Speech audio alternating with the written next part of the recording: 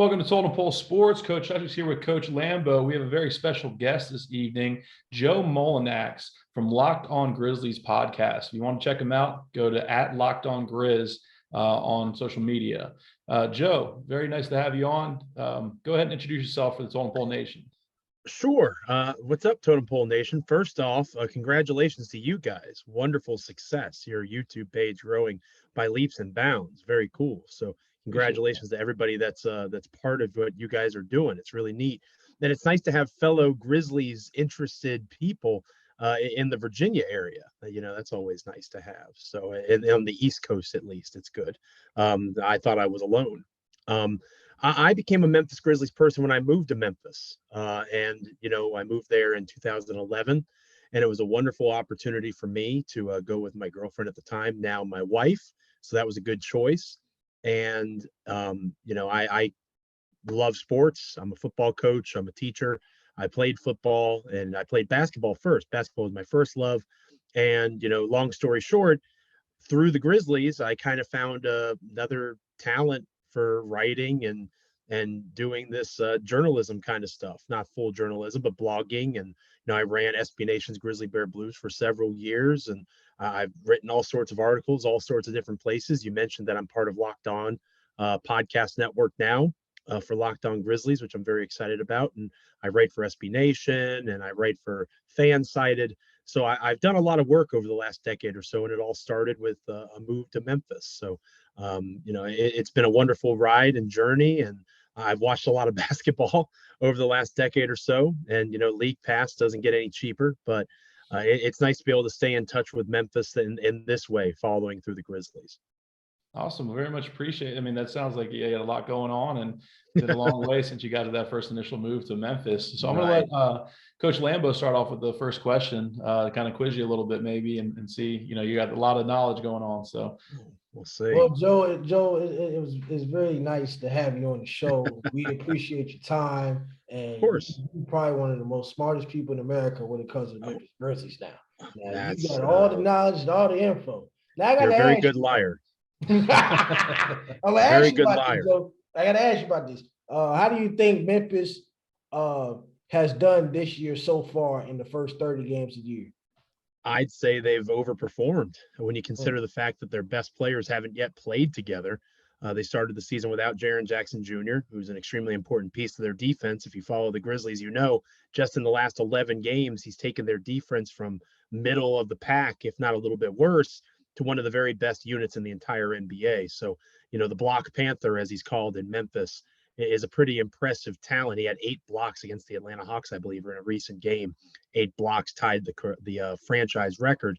And he's just an amazing defensive presence. And then on the opposite end of the spectrum, you have Desmond Bane, who to start the season, when Jaren was out due to injury and returning from a knee injury, or a foot injury, excuse me, Desmond Bane had an amazing start offensively, one of the best three-point shooters in the NBA.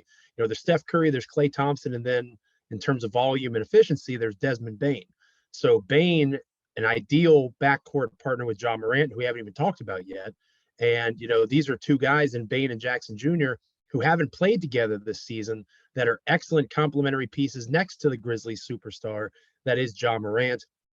Bona fide, in my opinion, top 10 player in the NBA now, dark horse MVP candidate. He's an all NBA guy almost every year. He almost certainly will be an all-star starter, not just because of how good he is, but because of his popularity, right?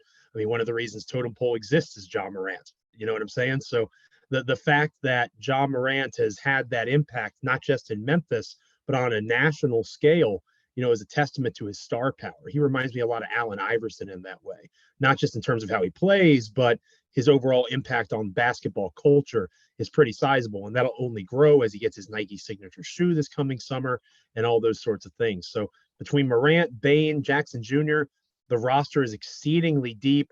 They have 2 of the top 5 in efficiency starting lineups without those 2 guys, Bane and Jackson Jr., playing together. You have John Conchar as the sub for Bane, and that's one of the best lineups.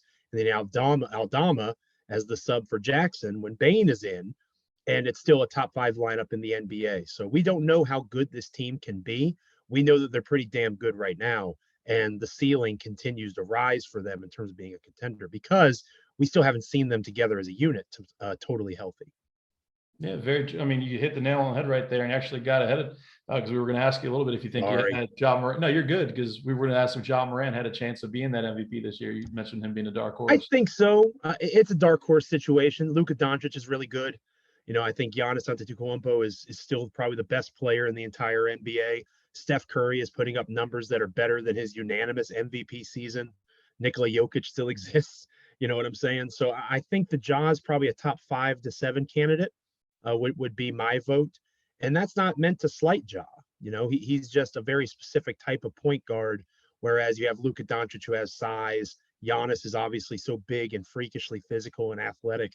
It's not meant to be a knock on Ja as much as it is an acknowledgement that we're in a golden age of NBA talent. To have the overlap of Steph Curry with a Luka Doncic, those are two potential top 15-ish players in the history of the game. Luka not there yet, but he's on that trajectory. And Steph certainly is there. He's changed the entire game of basketball. And LeBron James still exists, right? LeBron's not what he once was, but he's still in the league. Anthony Davis is having a strong season, a bit of a renaissance year up until recently for the Lakers. So there's a lot of talent and there's a lot of competition for that spot. But I do think the best thing about Ja is he's going to be in that conversation moving forward. He's only 23 years old. So there's no rush for him to be in that MVP conversation. The Memphis Grizzlies are interested about contending for championships, over the next several years. It's not just this season that they're worried about. Their 3 best players are still under the age of 26. They're not even in their primes yet. Well, well, that's some good stuff because wow. I mean, I like this show. You guys impressed. Yeah. I was impressed that you Thanks. have common sense knowledge in just the game of basketball. Like, Sure. a lot of people don't have, your sources and your spirits and your passion for the game of basketball. Now, tell us about Taylor Jenkins' coaching style. He's in his 4th year for the Grizzlies, and back then, I guess it was not a surprising hire, but I guess in my opinion, I'll say it's underrated because Sure. how coaches like the pretty hires, and he's like the guy that we don't know who he is, and then all of a sudden the Grizzlies are improving every single year. Well, that's Memphis in general, right? I saw a tweet the other day that I wrote about a little bit. The idea of how are you going to let John Conchar and Santi Aldama beat you? Because nobody knows who those people are until they play the Grizzlies, and then they have to do Google searches and see where they came from. Taylor Jenkins is very much that. He had a G League background, worked for the San Antonio Spurs. He was an assistant on Coach Budenholzer's staff in Milwaukee. So he's a unique story in that he doesn't have the traditional way of coming up into the NBA, but what he does have is the trust of his players. And I think that one of the biggest compliments I can pay him after watching him these last 4 years is through the murder of George Floyd and all of the unrest that came in 2020. He was very supportive. He was a good listener. He would consistently at the beginning of press conferences talk about, civil rights and things that his players were passionate about. He understands earning the trust of this young team. And he has earned that trust. And I think it's one of those things, I know you guys have heard this before. They don't care what you know until they know that you care. And the Memphis Grizzlies are one of the youngest teams in the National Basketball Association. A couple years ago, back in 2019, they looked a lot like an AAU team, and they still kind of act like an AAU team with the dancing they do before games and the way they act after games. Not in a disrespectful way, but they're just having fun. They're young. They're a very young team. And I think that Taylor Jenkins was a perfect fit for them because he has kind of grown alongside them in terms of his ability to manage rotations, manage personalities. He's excellent at out of timeout calls. He's one of the best in the NBA at that. He has found a way to piece together and develop. I think the biggest strength of he and his staff is development. I mentioned Aldama and Conchar before. Aldama was the 30th overall pick in the 2021 NBA draft, I believe. And then you have John Conchar was unsigned, part of the John Morant draft in 2019.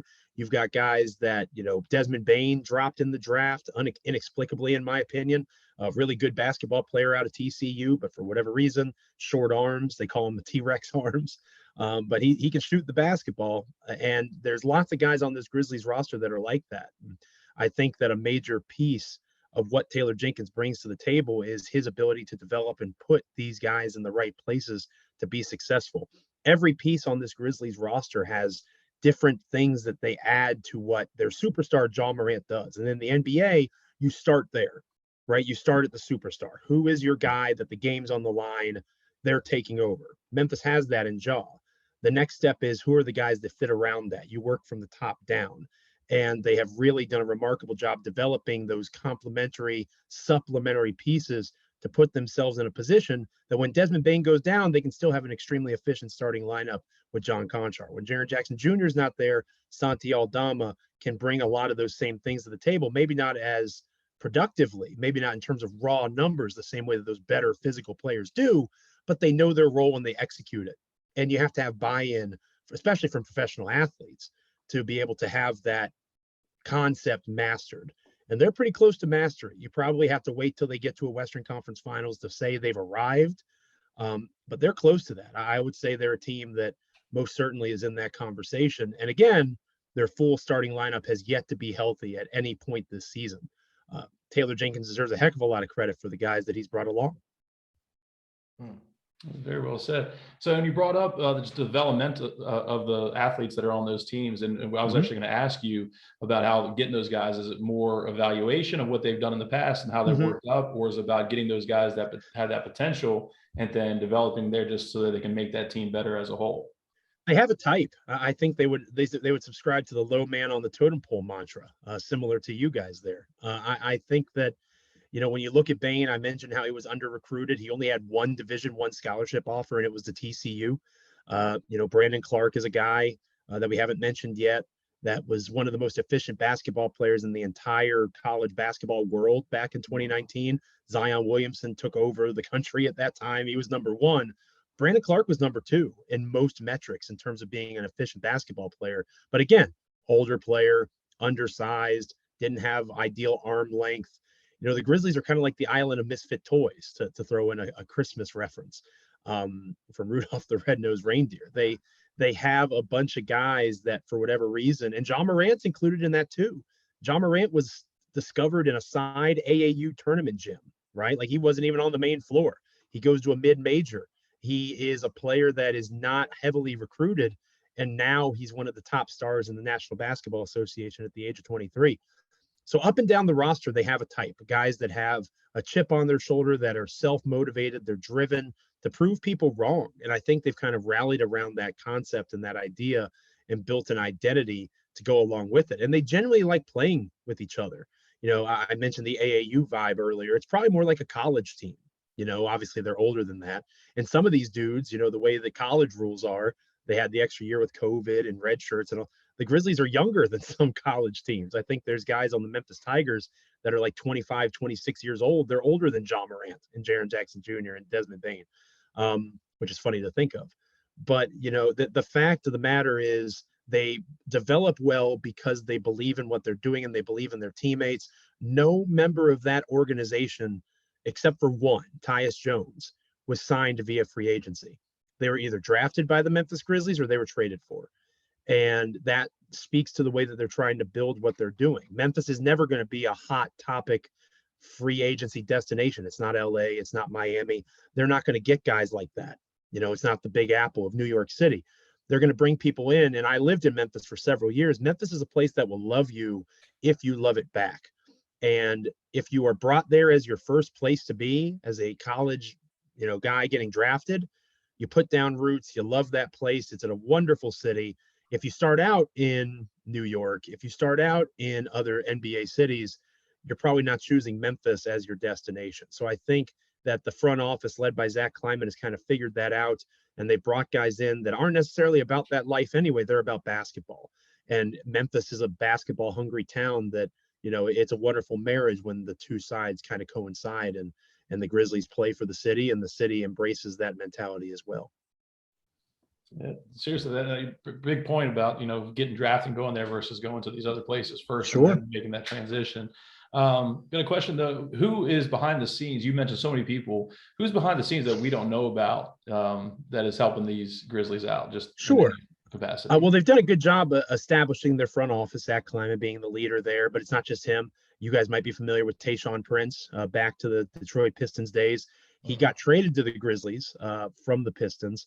And one of the interesting things about Tayshaun is he's kind of settled in Memphis. He's an assistant GM. He's a great mediator between the front office and the players in that assistant GM kind of role. And obviously, Tayshaun Prince knows championship basketball. He's a part of those bad boy Pistons, those Piston teams that gave LeBron James a scare a time or two. He kind of was a piece of that puzzle, and he, really fits well into what they're trying to do front office wise. Their owner, Robert 𝗟𝗧, is one of the best owners in sports for two reasons. One, he's filthy stinking rich. He's one of the top 5 richest guys in all of professional sports in North America. And the second reason is he's quiet as a mouse. You never hear from him. He lets people do their work. He hires people to do their jobs. He'll come watch games. He'll, every once in a while, his name will pop up for some reason involving, meeting with Morant or talking with 𝗧𝗍𝗲𝗏 at a game, the GM of the Grizzlies. But he's not Jerry Jones. He's not Dan Snyder. He's not getting involved in the day-to-day ops. He lets these guys do their jobs on the basketball side. And, he deserves credit for that success too. When you're the owner, you get to, if the Grizzlies win a championship, the first person that's going to get handed the trophy is Robert 𝗟𝗧. And you guys may not have even known who that was, because again, he's just so quiet. He's not a out front entity in this organization. And that's what most fans want from their ownership. They want them to spend the money and to get the hell out of the way and let the guys that know what they're doing do their jobs. And that's exactly what 𝗟𝗧 does. So those are just 2 examples, Prince and 𝗟𝗧. But, there's plenty of coaches on that Grizzly staff up and down the list. There's, Rich Cho, who was a GM for the Charlotte Hornets way back when, that is a part of that front office. They just really do a good job of acquiring talent, convincing them to settle in Memphis, and buying into a culture that they're trying to build and establish. And that's not, again, at the professional level, that's not something that's easy to do. I tweeted recently that it's 𝗪sian in that way. Obviously, they're not there yet with Popovich and Duncan and the greatness that was that San Antonio run, but they've clearly modeled their success off of what San Antonio did. And they are now in a position to be really good for the next decade or so. And hopefully they have a chance at a title or 2 along the way. And that, starts with 𝗟𝗧 at the top, and it works its way down through Kleiman and Jenkins all the way to the players. Well, do you think they have a chance to make it into the conference finals this year, or is that still a couple years off? I'd say they're a favorite at this stage. Again, I can't stress enough, they haven't played healthy yet. They're 18-9 going into this recording. They're tied with the Pelicans at the top of the Western Conference. And I think it's fair to say that the Celtics and the Bucks are a tier above, right? Like in the Eastern Conference, those are the 2 best teams, and not just in the East, but in the entire NBA, in my opinion, watching basketball this year. I think those 2 are number 1 and 2 with a bullet. Everybody else is about the same, in my opinion, in terms of, I watched this Grizzlies team beat the 76ers. Granted, Philly didn't have James Harden, but as I alluded to, this Grizzlies team has not had their full allotment of players at any point this season. Jaren was the one that was out at first, and now it's Bane that's out for the next couple of weeks. He's already been out a couple of weeks on top of that with a toe injury. So you're talking about a team that we don't know what their full capacity is yet. And, players like Brandon Clark, Tyus Jones, that have underperformed a little bit as in their key reserve roles, it's because they're playing alongside rookies like David Roddy, Jake LaRavia, that weren't supposed to be in the rotation in the first place. So we have no idea how good this Grizzlies team is, except that we know that they currently are tied for the 3rd best record of the NBA without having their full allotment of talent. So I would say, again, Bucks and Celtics, and probably Celtics Bucks if I'm ranking them, Celtics 1, Bucks 2, but both of those teams are in the East. In terms of the Western Conference Finals, it's Steph Curry's crown until someone takes it from him. The Ric Flair, to be the man, you got to beat the man. But outside of that, the Pelicans, people love Zion, and rightfully so. New Orleans has really good vibes, but the Grizzlies have earned some scar tissue in terms of their postseason work. They won a play-in tournament a couple years ago. They beat the Timberwolves. They pushed the Warriors to a 6-game series last season. The Memphis Grizzlies are just as capable as anybody else beyond those 2 teams in the East that I mentioned of getting to the NBA Finals. And I think the West is wide open. It's going to be interesting to see how Memphis approaches the trade deadline. But for my money, the West, it could be Golden State, it could be the Clippers, it could be the Pelicans. Why not the Grizzlies? The Grizzlies are very much in that mix as well. Well, now you break some really good points. Tell us about the center, Steven Adams. Steven He's a football Adams. player playing basketball, or maybe a rugby player playing Aquaman, because he's played Aquaman, right? Aquaman, Mane. I love yeah. that. Yeah, Memphis style. Yeah, he is awesome because he's Jonas Valanciunas, who I don't expect you guys to be Grizzlies experts. Jonas Valanciunas plays for the Pelicans now, but he was on the Grizzlies before he was traded to the Pelicans. And Jonas was an excellent screener, excellent rebounder, but he also had a high usage rate. He took a lot of shots from guys like Ja and Jaren. They make the trade. It gets the Grizzlies up into the lottery, and the Pelicans get Jonas Valanciunas, who is a better basketball player than Steven Adams. But Steven Adams does the things that Jonas Valanciunas does as a screener, as a rebounder. He's one of the best players in the NBA at those two specific things, which obviously helps Ja Morant creation off the dribble, allows for the team to not have to worry so much about rebounding because he's so strong at it individually.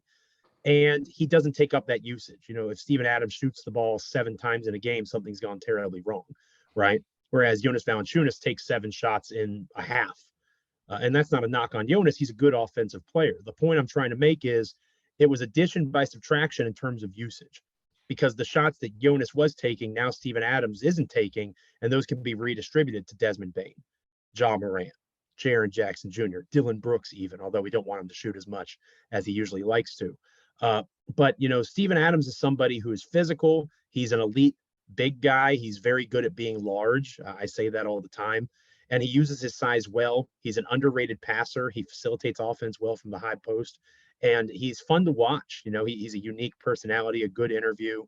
He talked about how you need crazy guys on your team recently. And, he kind of fits that role pretty nicely for the Grizzlies. He's a low-key enforcer for Ja Morant in terms of the physicality that he brings. And it allows Ja to keep his nose a little more clean, which is very important for Memphis success.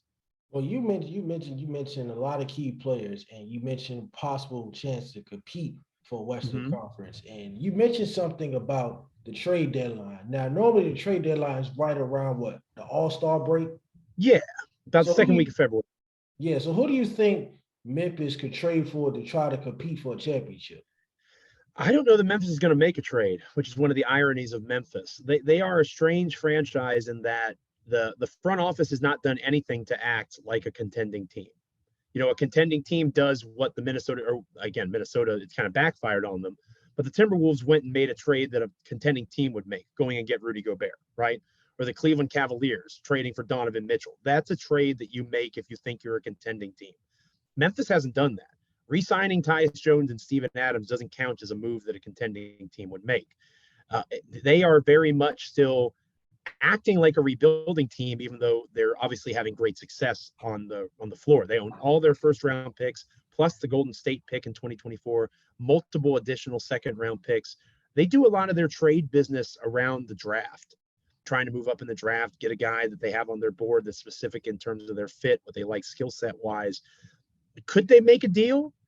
Danny Green is sitting there recovering from an ACL injury that they received in the DeAnthony Melton trade back during the draft this past summer. He's got a $10 million expiring contract. Danny Green and a first-round pick for Kyle Kuzma, the Wizards, works financially. And I think if Washington continues to kind of fade out of the playoff picture, getting an additional first-round pick would make sense for the Wizards. Not necessarily tanking, but again, trying to add resources. But does Kuzma fit the Grizzlies culture? Does he fit what they've established? And your face kind of tells the story, right? No, he don't fit it all. So my point is, are there individual basketball players that theoretically could make Memphis better? Yes, there are theoretical basketball players. Eric Gordon's another one down in Houston, right? Theoretically, he is a better basketball player than freaking John Conchar, right? But does John Conchar fit this Grizzlies roster better? I think you could argue yes. So I don't know that they make a trade. I think that they bank on their key starters. Again, Bane and Jaren and Ja haven't played together yet this year. You bank on them getting healthy, and you bank on, Conchar, Aldama being able to be reserves instead of being starters. And you look at what this team does with a fully healthy rotation of Morant, Bane, Brooks, Jackson Jr., and Steven Adams. And then your reserves are Tyus Jones, John Conchar, Zaire Williams, who we haven't talked about in this show yet, 6'8", 6'9" wing that can do a lot of things on the perimeter. And then you've got Brandon Clark and Santi Aldama. That might be a championship rotation we don't know, and we haven't seen them play together. So I think they're going to prioritize health and trying to see what they've got before they make any kind of decision like that. Yeah, that's definitely, and like I was kind of thinking about, like, if there was a realistic person that you would give, but you kind of just hit every single nail on the head, and like you are, I don't even know what to call you. I mean, you're like the Grizz master. You really, I don't know got about it down that. to a T. You mentioned the one player you picked up from VCU. Can you tell us a little bit more about him? Vince Williams. He's on a two-way contract. He has interesting defensive numbers, right? That was one of his strengths at VCU. And when he's playing down with the Memphis Hustle, who's the G League affiliate of the Grizzlies, he's a guy who has a lot of, I don't want to say potential, because the ceiling is kind of low in terms of watching him athletically. His floor is high, though. I think that he could develop into an end of the rotation kind of player, a guy that can give you spot minutes defensively in particular, kind of like a Bruce Brown out of the Denver Nuggets. He gives off that vibe, and Bruce Brown is a better offensive player.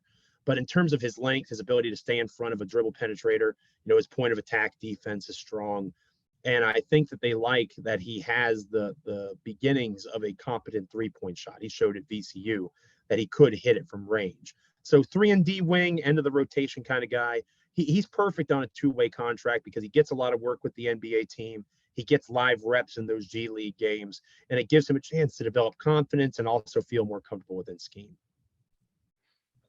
Wow, this is good stuff. How do you think Memphis is going to finish the regular season? I understand it's 82 games, and anything can happen, and seeding gets really important. It's important every game, but I feel like it's important when it hits the end of February through March. Because you're going to see a little bit more defense played. You're going to see possibly some signings. You're going to see what a team's really about, what the adjustments are. So how do you think Memphis is going to finish out the regular season?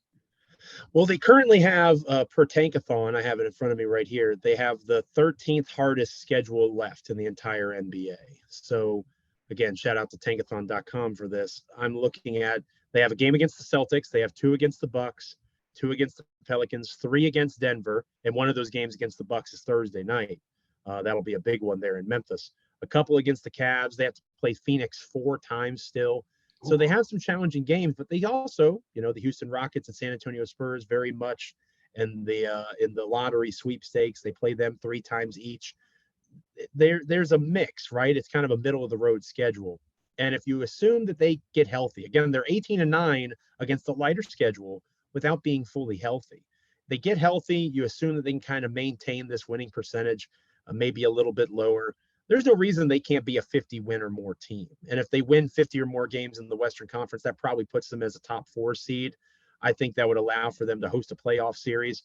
And I do believe that Memphis is going to prioritize health more than anything. Like last year, they prioritized getting that 2 seed. Golden State did. Golden State rested guys, and the Grizzlies kind of grinded through and said, we want to be that number 2 spot.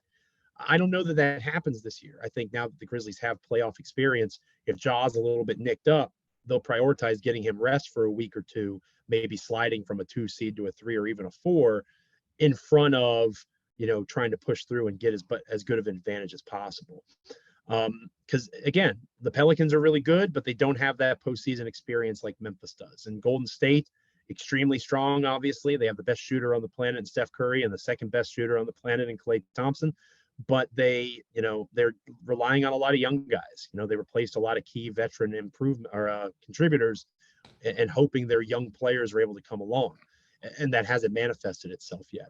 The Phoenix Suns still loom large, but they had that collapse against the Dallas Mavericks. What exactly is Phoenix going to look like in the postseason?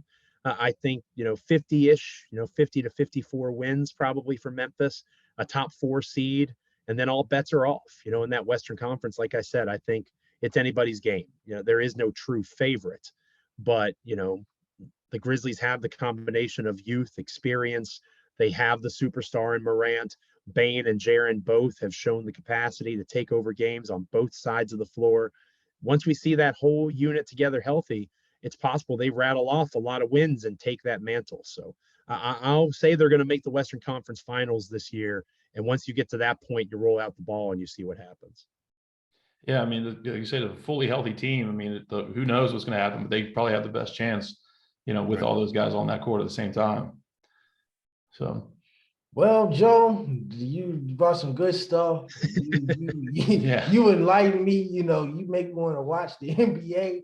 I mean, I do watch it, but I don't watch it as much. Grizzlies Bucks on NBA TV Thursday night, man. It's going to be a good game. The football is during football season. I understand. I'm turning to basketball, so I understand. Well, we want to thank you for being on our show, Joe. We appreciate your time, your effort, everything you've done. Don't forget to follow Joe Mullinax on Twitter, on his social media, because the guy knows everything about Memphis. He knows everything. And today's podcast is sponsored by 𝗬𝗪𝗧𝗦. Yes, it's sponsored by 𝗬𝗪𝗧𝗦, ladies and gentlemen. It's the best product in America, the #1 product in America. It's 35% larger and 99% water. And, that's it. Well, Joe, I really do want to thank you, though. Extremely enlightening. Totem Pole Nation, make sure you follow this guy, Joe Mullinax. Remember, at 𝗧𝗏𝗏𝗏𝗏. Absolutely. I mean, you're incredible, man. We'd love to have you back mid-season. Towards the end of the season. It would be, I learned a whole lot. I'm just sitting here, about the Memphis Grizzlies. I grew up a Bulls fan in the 90s and then moving down to Orlando, watching the Magic. But I think I might be a convert now. 100%. Yeah, you definitely should be. The Grizzlies are a fun team to be a fan of, and thank you guys for having me, and congratulations on your continued success, and keep growing it out, man. You guys are doing a great job. I'm happy to help anytime I can. Thanks for having me. Well, appreciate you, Joe. And then last thing, you got the last word. The floor is yours.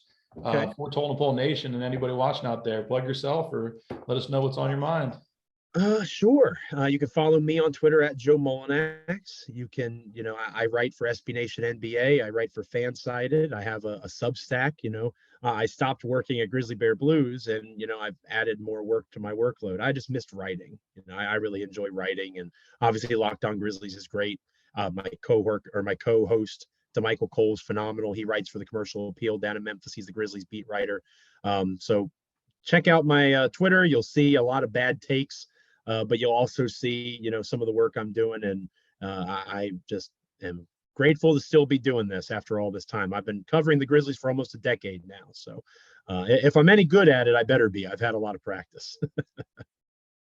Hey, man, well, you're absolutely fantastic, super knowledgeable. Totem Pole Nation, make sure you follow Joe Mullinax. He's going to got all the word. We're going to see those Grizzlies here in the finals. I know it just from all the stuff that you've told us today.